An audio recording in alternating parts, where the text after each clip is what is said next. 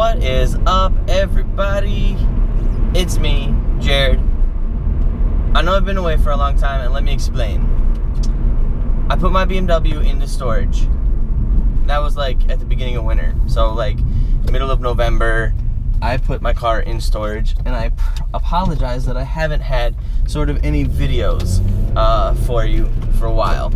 I didn't stockpile up a whole bunch of videos to try to get it ready and going for myself or for you guys so that I could keep content coming out while it was in storage. It's poor planning on my part, so I apologize. Anyways, I have a new video this week, and not just a new video, I have a new car. This is my brand new, well, new to me, 2012 Hyundai Veloster non-turbo. This thing is a lot of fun. It's got a 6-speed manual transmission, which is great.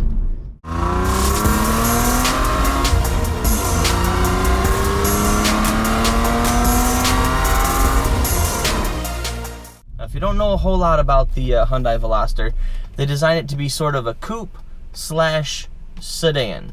So they gave it 3 doors, 2 on the passenger side that are fully functioning normal sized doors, and that gives access to the rear seat, very nice and easy. And then on the driver's side, just 1 door, but it's a larger door, which is very strange and odd. That's how it works. That's just what they wanted to do. And give it this coupe feel for the driver, but a passenger sedan sort of feel for everybody else that's in your car with you. The reason they gave it 3 doors and 2 on the passenger side was that for when you pull up to a curb or whatever, when you just park the thing in normal city driving or whatever, it would function well for everybody involved, as opposed to giving it 4 doors and making 2 people pop out on the driver's side if you were to carry 4 passengers, or 3 passengers plus the driver, so 4 people total. Now, I've sat in the back seat. It's not 100% the most comfortable thing in the world, but it's not terrible, so you can actually fit people back there. There's enough legroom for people in average size height. The problem comes in when you get to the ceiling, and it's a little low back there. So for that reason, it's not great to take passengers, but you can. This is my new car. I'm absolutely in love with it. I'm so glad that I've wanted this since I saw it at the first auto show when it was debuted, I believe in 2011. I could be wrong on that. It might have been debuted at the car show that I went to in 2012. I'm not 100% sure. I know these came out in 2012. But as soon as I saw it, I fell in love with the car. I really wanted one. I loved the aggressive styling, the funkiness of the car, the quirkiness, and then just everything else about the car. The interior styling, the exterior styling, the features that it had, the panoramic sunroof. I mean, just so many features of this car. I just automatically and instantaneously fell in love with it. Over the years, I've kind of driven a couple of them, just kind of refresh my mind of what I've been missing, I guess. And I was shopping around. I was in the market for a new car. The BMW, like I said, is in storage. Does not make a great winter car, and because it's a project car, it's got some stuff that I need to fix, and I didn't really want to be driving it and risking, you know, smashing it up or getting in an accident with it. So I put it in storage, and I was looking for something else. My girlfriend had just bought a new car, and so I was driving around her Chevy Sonic, so there was no real rush for me to buy a new car. You guys remember that Chevy Sonic that I had? I think I posted a video about it last year. Really little, small car.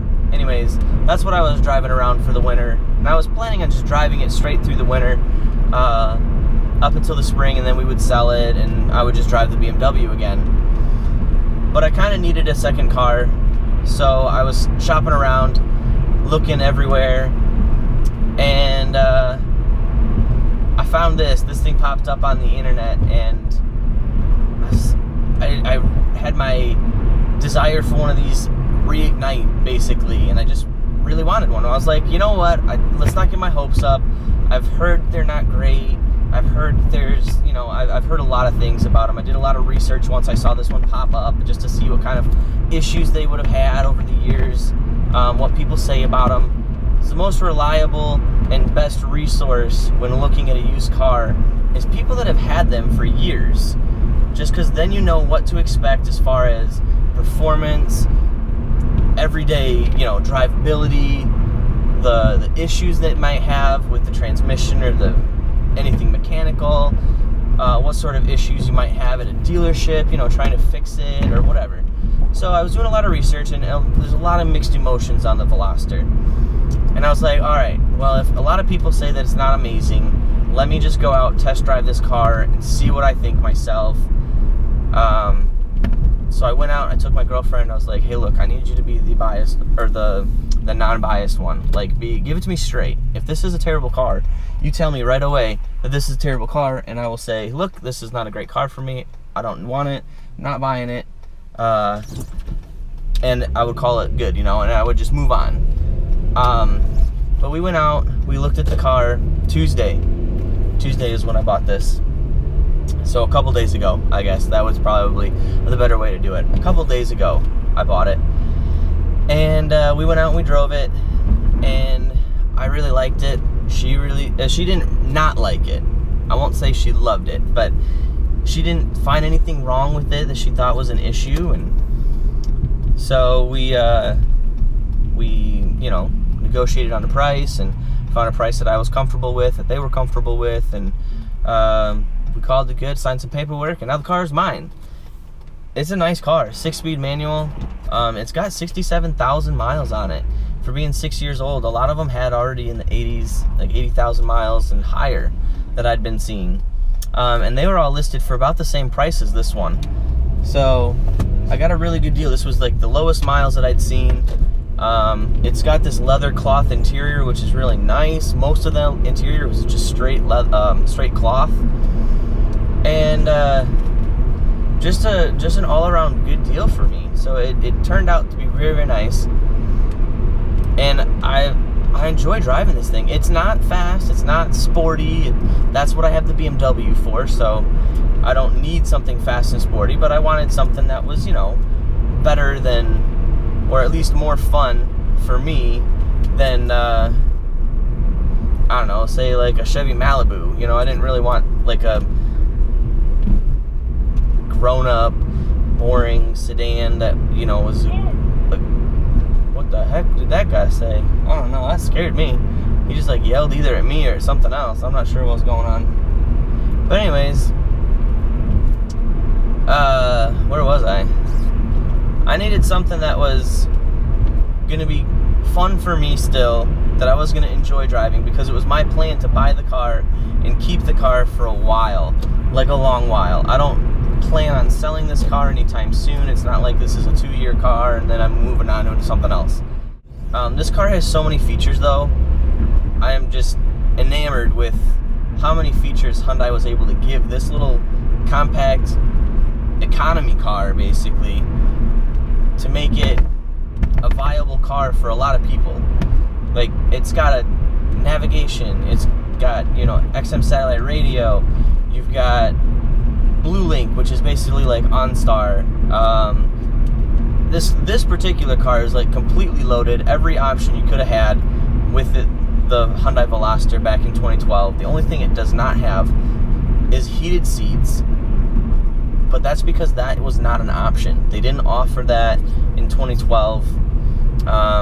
And like I said before, it's not the turbo, so it's not spanking fast or anything like that, which is fine.